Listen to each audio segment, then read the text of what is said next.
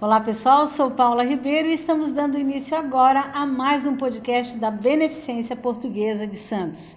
Nós temos tido a honra aqui de receber grandes profissionais da área da saúde, médicos conceituadíssimos, e isso tudo tem nos levado a perceber o quanto a informação se faz necessária para que haja a devida prevenção às doenças. E esse tem sido aqui o nosso grande objetivo, o compromisso dessa plataforma, podcast Beneficência, Medicina e Saúde, chegando até você. Estamos aqui em um mês, onde o tema principal é a saúde do homem. Seguimos falando sobre Novembro Azul. E para falar sobre esse tema tão importante, que é a saúde do homem e a urologia, nós temos aqui já em nosso estúdio o nosso presidente, Ademir Pestana, presidente da Beneficência Portuguesa de Santos. Muito obrigada pela presença. Sempre presente, né? Principalmente hoje, falando de Novembro Azul, né? Aí com a presença do nosso médico aí, muito conhecido na cidade, Dr. Melarato. Então, tenho a certeza que teremos um bom programa educativo aí, mas muito importante a sua participação. Com certeza.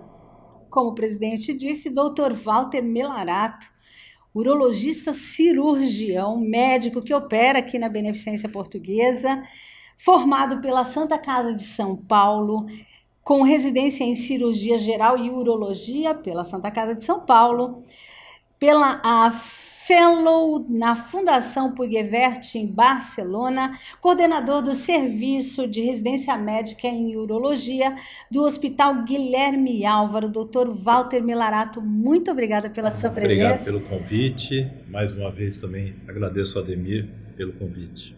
Muito nos honra, um tema importantíssimo, né, doutora? A gente precisa falar muito sobre a saúde do homem e vamos dar início aqui te perguntando sobre, às vezes existe alguma dúvida, quando procurar um urologista, o que é exatamente a urologia e quais são as principais áreas que ela abrange? Urologia é uma especialidade que cuida do aparelho urinário e reprodutivo masculino e do aparelho urinário também feminino. Então não é só homem, as mulheres e crianças também procuram um urologista quando tem alguma alteração no trato urinário. Tá? Okay. Então isso é uma coisa muito importante. Geralmente, falando especificamente ao homem, existem faixas etárias que a gente pode indicar uma melhor ida ao urologista. O adolescente é muito importante. É uma fase que a gente, como urologista, a gente pode fazer diagnóstico de algumas doenças relacionadas a essa faixa etária e prepará-los também para uma vida mais futura, orientação sexual, reprodutiva, isso pode ajudar. Em relação ao homem, o que é mais comum? É a hiperplasia prostática e o câncer de próstata. Uhum. Isso, a nossa Sociedade Brasileira de Urologia recomenda que o homem procure, se tiver um histórico familiar de câncer de próstata na família, pai, tio ou irmão, a partir dos 45 anos. Se não tiver histórico familiar, a partir dos 50 anos ele já pode procurar o urologista. Okay. Além disso, outras patologias, infecções urinárias, cálculos urinários, podem ser procurados urologista, isso em qualquer faixa etária. E, doutor Melarato, fatores de riscos, né? Isso é que preocupa muito nós, homens, né? Com relação a isso. Porque o homem também, ele se sente assim um super-homem, vamos dizer, parece que ele nasceu para trabalhar, ele não vai adoecer nunca, e ele mesmo se cuida, e se a esposa não estiver ao lado para ajudar a orientá-lo, ele acaba relaxando com a sua saúde. Agora, fatores de risco, é a alimentação, é o clima, é o modo de vida, enfim, pessoa estressada pode ter mais riscos, outras não. Como é que funciona isso? Como é que é a avaliação do urologista com relação a isso? Isso em relação ao câncer de próstata? Em relação ao câncer de próstata, Em relação ao câncer de próstata, acho que o maior fator de risco é a idade. Quanto maior a idade, maior a incidência de câncer de próstata que nós vamos encontrar. Uhum. Fatores genéticos, a genética é um fator de risco. Então, quem tiver na família um parente provavelmente do ponto de vista genético vai carregar, tem uma probabilidade maior, até 6 vezes mais, de um homem que o pai ou o avô ou o irmão tenha tido câncer, aumenta muito a chance. É comum, às vezes, até no consultório, nós tratarmos o pai, quando vai ver o filho, também já está tratando o irmão. Então, muitas vezes, os dois irmãos têm câncer de próstata. Então, a genética é importante, isso a gente não tem como alterar. Sim. Tá? A idade também a gente não tem como alterar, quer dizer, a gente não tem como voltar ao tempo, né? Outros fatores de risco, alimentação, isso é muito estudado e a gente sabe que talvez com o desenvolvimento da sociedade, produtos industrializados, poluição, muitos fatores podem mesmo ter alterado. Talvez a incidência maior de câncer de próstata pode estar nesse modo de vida que a humanidade vem tendo. Tá? Outros fatores são os fatores raciais. A gente sabe que a raça negra tem uma incidência maior, Tem que estar mais inclusive atento. são tumores mais agressivos. A raça nipônica, né? Então, os japoneses têm uma incidência menor. Mas o que acaba acontecendo? Estudos mostrando que o japonês que migra para os Estados Unidos, as próximas gerações, os filhos, acabam tendo, às vezes, uma incidência semelhante ao americano. Provavelmente, fatores de vida, alimentação, estilo de vida, atividade física, tudo isso pode fazer com que realmente dê um gatilho e possa surgir o aparecimento de tumores como câncer de próstata. Todo homem vai ter câncer um dia, doutor Melarato, ou isso é mito? Não, não é mito não. Se a gente for ver, tem trabalhos clássicos que eles fizeram autópsia. Geralmente esses pacientes são por algum acidente de trânsito, algumas causas que precisaram fazer autópsia, estudaram a próstata. E quanto maior a idade, maior a incidência de tumor de câncer de próstata nesses homens. E eles eram assintomáticos. Então, isso não é mito. A gente sabe que um homem com 90 anos, se fizer biópsia de próstata, ele vai ter câncer de próstata. Porém, ele tem a célula neoplásica, mas ele não tem um tumor ativo. Então, hoje já tem, hoje o câncer de próstata, ele pode ser estudado e já tem, eu acho que com o tempo a gente vai ter cada vez mais estudos e ferramentas para a gente saber qual o doente que tem que ser operado, qual o doente que tem que fazer tratamento. Hoje a gente já tem tratamentos como a vigilância ativa que nós não fazemos nada, apenas observamos. Por quê? Alguns critérios desse paciente faz com que a gente saiba que é um tumor indolente. Então, realmente, isso é verdade. Todo homem vai ter? Vai, mas não necessariamente ele vai ter a doença ativa. Ok. Quando a gente fala da saúde do homem, a gente não está falando só do câncer de próstata, né? Quais os outros problemas urológicos são comuns e merecem atenção? No consultório, como eu falei, depende da faixa etária. Paciente muito jovem, geralmente o que eles procuram mais? Algumas alterações como varicocele, fimoses, né? Então isso tudo pode estar relacionado numa faixa etária bem mais baixa. Tá. Um adulto jovem, ele vai ter problemas do quê? Às vezes da fertilidade.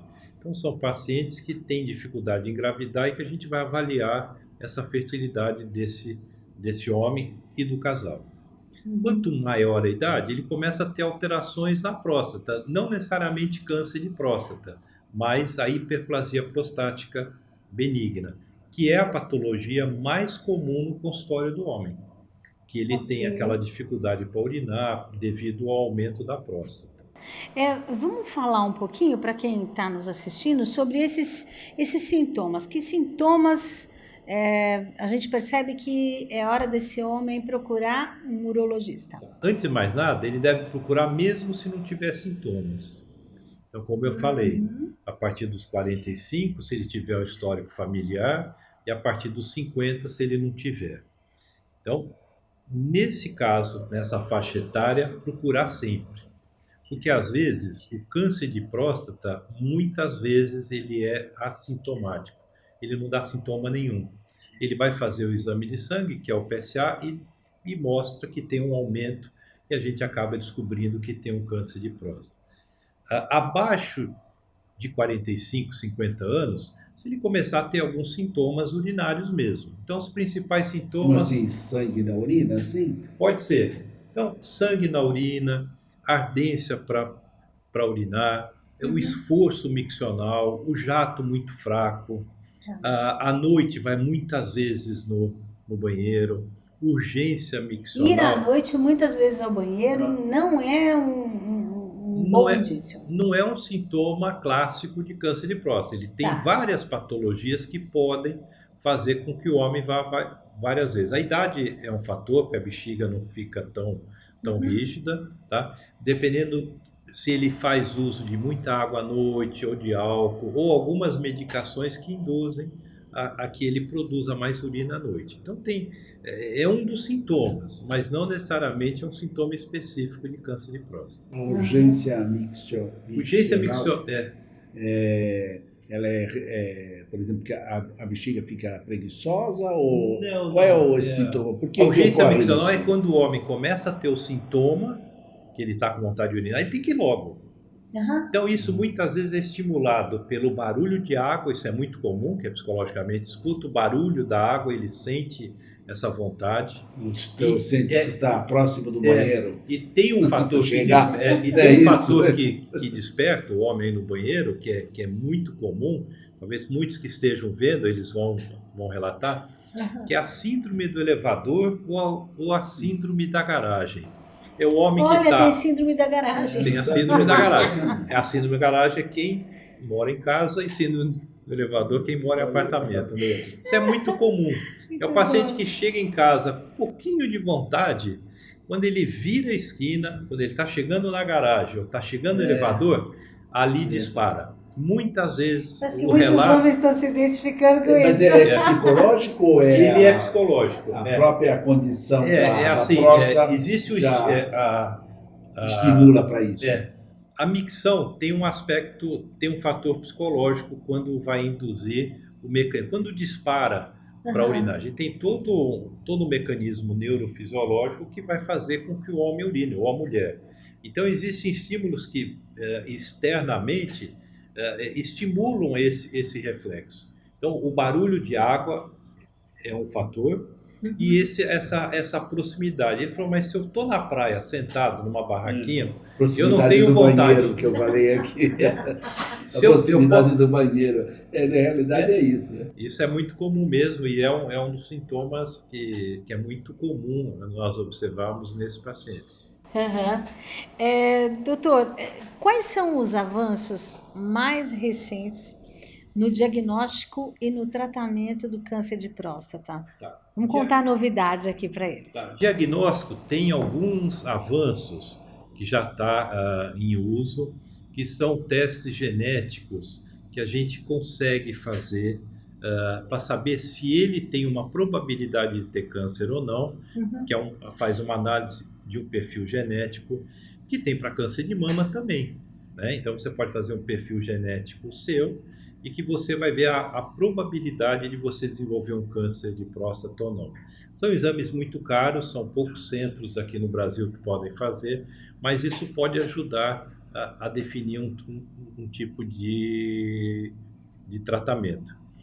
Em relação à biópsia, a gente tem biópsias que hoje a gente já faz com muito mais, com uma acurácia maior. Você faz junto com a ressonância, que você pode acoplar o software da ressonância com o ultrassom da clínica que está fazendo. Então isso é muito interessante que você tem um avanço, que é disponível em Santos, então tem vários lugares que realizam esse tipo de procedimento. Em relação ao diagnóstico, basicamente é isso. Alguns exames, como uma PET-ressonância, PET-PSMA, são exames de diagnóstico para estadiamento. PSA sem o toque? Isso aí... Para PSA baixo não precisa fazer o toque? Não tem é nada? assim. Essa conjunção PSA e toque, Isso, fala um pouquinho sobre isso, doutor, porque tem assim, muita discriminação ainda sobre isso, né? Muito preconceito. A ideia é que o homem que tem um PSA baixo não tem câncer. Não, ele pode ter câncer. Quase 15 a 20% dos homens com PSA normal pode ter um câncer. Se a gente fizer todos os pacientes que tiveram câncer de próstata, 10 a 20%, provavelmente o PSA era normal. Então foi visto pelo toque. Então isso é um dado muito Olha a importante. importância do toque retal. Isso é um dado muito O importante. fumante, a probabilidade é maior de ter câncer de próstata. O fumante ou não tem nada a ver? Não, em relação ao câncer de próstata, não. Então, essa questão do toque retal, então Ele é vamos fundamental. tentar desmistificar um pouco isso, né? Esse É. preconceito, doutor, para eles entenderem a importância, o que o senhor falou é muito importante. Ainda que o PSA tenha ali um baixo, né? É um dado baixo importante, nível, né? o toque retal é o que vai definir a partida, vamos dizer Eu assim. acho assim que os dois exames, tanto o PSA quanto o toque, eles se complementam. Tá. Então, o PSA, ele foi um avanço dentro da urologia, mas não esqueça que é um exame que tem mais de 50 anos. 40, 50 anos, que é o único exame que a gente usa para a próstata. Ainda não chegou nenhum exame novo que possa ter uma mudança no diagnóstico. Ainda continua sendo o toque e o PSA.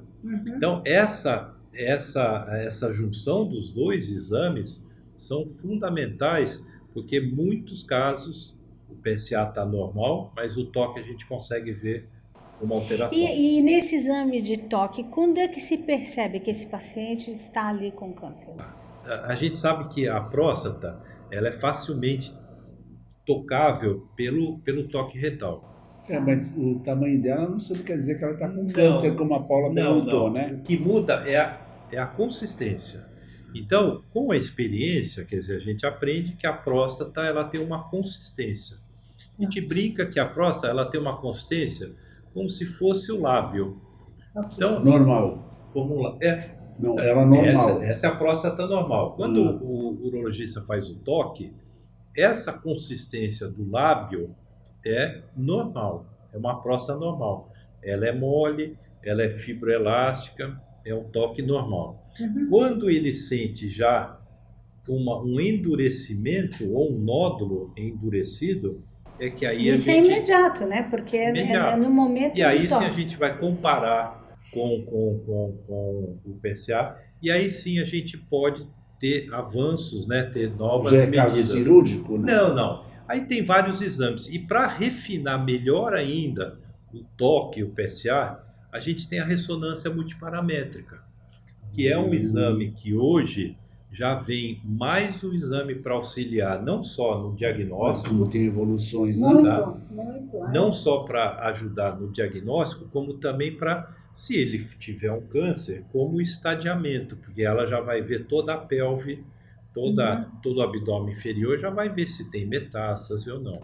Mas é só o médico que vai definir. É porque a gente sabe que as pessoas às vezes ouvem e tentam os jeitinhos. Falam, então tá bom. Então eu mesmo vou tentar fazer assim, eu não preciso ir no médico.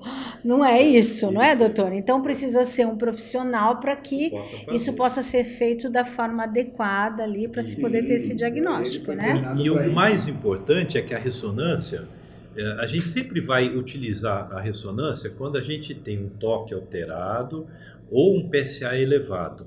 Nessas situações, a ressonância ela vai detectar com muita clareza aonde tem área suspeita. E isso pode ajudar na realização da biópsia, porque ela vai direcionada aonde tem as áreas suspeitas que a ressonância mostrou. Então, hoje, toque retal, PSA e mais na dúvida desses exames, a ressonância tem ajudado bastante no diagnóstico. E é importante a gente frisar, né, doutor, que no diagnóstico precoce, 90% dos casos tem cura, né? Então, a importância sobre o diagnóstico precoce, de se procurar fazer um exame, procurar o teu urologista, porque 90% é o percentual de cura do homem, né? E no caso de cirurgia, doutor Milarato, temos a cirurgia de robótica e tem a cirurgia convencional. Certo. Por exemplo, a gente pode pensar assim, se eu fizer na robótica, a minha ereção será menos prejudicada. do que se eu fizer na outra? É um pensamento que é certo? Ou as duas cirurgias podem prejudicar da mesma maneira ou trazer um ligeiro prejuízo na ereção do Eu homem? acho que essa é a maior preocupação do O homem, que a né? gente acaba vendo, né? Hoje a cirurgia robótica já é uma presença forte no mundo, né? Não tem como escapar. Hoje, nos Estados Unidos, 98% das cirurgias são feitas por via robótica. Olha só, que Então, maravilha. no Brasil, hoje, saiu agora essa semana, esse mês, uma lei propondo a inclusão do uso do robô em cirurgia de próstata na rede SUS. Então, é uma coisa que os hospitais já estão, que operam Bom, pelo né? Boa SUS. notícia. Isso acho que vai ter agora um novo avanço. Acho que os hospitais vão ter financiamento ou um Uma aporte linha de para crédito poder, para isso, uma né? linha de crédito ou um apoio, uma ajuda para poder implantar a cirurgia robótica no SUS. Porque a gente tinha uma desigualdade muito grande. Quem pode pagar um convênio, que nem um convênio às vezes autoriza, quem pode pagar particular uma cirurgia robótica, Faz. ele faz. E quem não E agora pode. vai ser Então, é uma oferecido pelo desigualdade SUS. que a gente vê tratar Claro. pacientes. Então, hoje já tem uma lei federal que saiu agora, acho que esses últimos 15 dias, que já implantando a cirurgia robótica. Isso vai ser um grande avanço, porque a robótica ela tem Excelente algumas notícia. características. Conforto ao cirurgião, porque ele opera sentado, a visão é em 3D, então realmente todos Precisão, esses né? avanços de precisão. Então, o controle, o retorno pós-operatório à atividade, como são vários furinhos, ele tem um retorno pós-operatório muito mais rápido. E aí a gente vai vendo ao longo do tempo, talvez uma incidência menor de disfunção erétil e de incontinência urinária. Não é zero. A gente sabe que o tratamento cirúrgico de um câncer de próstata, essas duas complicações ainda são elevadas, mas com a cirurgia robótica, a tendência é cada vez mais a gente ter índices menores. Então, cirurgia robótica, cirurgia convencional. E quando a radioterapia entra nisso? A radioterapia é uma opção muito importante, com resultados semelhantes também à cirurgia. Ela está muito bem indicada, às vezes, pacientes que têm uma faixa etária mais elevada, que não têm condições cirúrgicas. Pacientes que não têm condições cirúrgicas, pacientes com uma coronariopatia, com uso de muitas drogas, pacientes que não vão suportar um tratamento cirúrgico, a radioterapia está indicada. Pacientes que não querem ser submetidos ao tratamento cirúrgico, a radioterapia pode ser utilizada. É uma grande arma, a radioterapia, como tratamento único para o câncer de próstata. Doutor, a gente sabe que o paciente fez o tratamento, está se cuidando, e o grande medo é quando acontece a recidiva, né? Por que ocorre uma recidiva? Porque ele não fez adequadamente, vai de organismo para organismo. O que a gente pode dizer para essas pessoas que têm esse pavor de estar de frente com uma recidiva? A recidiva, o que é? É o retorno da doença após um tratamento. Sim. Isso não é só em próstata. Qualquer tumor, você pode ter uma recidiva, e não é por falta de técnica operatória ou o tratamento não foi adequado. É muito da característica biológica desse tumor. Tem tumores que foram operados exemplarmente, mas que ao longo dos anos ele pode desenvolver uma recidiva. Então, a recidiva nada mais é do que o retorno do câncer, independente se é próstata ou algum outro órgão, mas por isso que é importante o paciente que é operado ou faz radioterapia, é ele manter o controle, é o acompanhamento periódico. Que o mais importante, por que a gente faz o acompanhamento? Para, se porventura ele tiver uma recidiva, é uma recidiva pequena. E aí o tratamento, sempre quando é pequeno, Ele pode até ter, a mas gente vai ser pode menor. tratamentos menos invasivos com uma qualidade melhor. Ok. A gente sabe que homem espera ficar grave para ir ao médico, na maioria das Não, vezes. todos. Como na maioria das vezes, né? Como mudar essa cultura? O que o senhor diria para que a gente pudesse trabalhar melhor essa cultura? Porque é uma cultura, né, do homem, né? Infelizmente aí. O que o senhor diria para esse que Eu está acho que o nos mais assistindo? importante que a gente vê ao longo, acho que graças a Deus pela minha experiência já são 38 anos, a gente vê que mudou. Uhum. Pode não ser o ideal, mas houve uma grande mudança na sociedade. Principalmente isso aqui, informação. Informação. Participação Tá? da esposa, da Participação mulher, da da esposa. filha, Mais importante parente. também é a informação. E o que a gente vê? Hoje no consultório, o paciente mais jovem, ele vai muito mais. Uhum. Então, eu acho que o ambiente de trabalho onde ele está, a empresa já força ele fazer o preventivo. Tem muitas empresas aqui na Baixada que orientam que o seu funcionário faça o exame preventivo, o exame do PSA e do toque retal.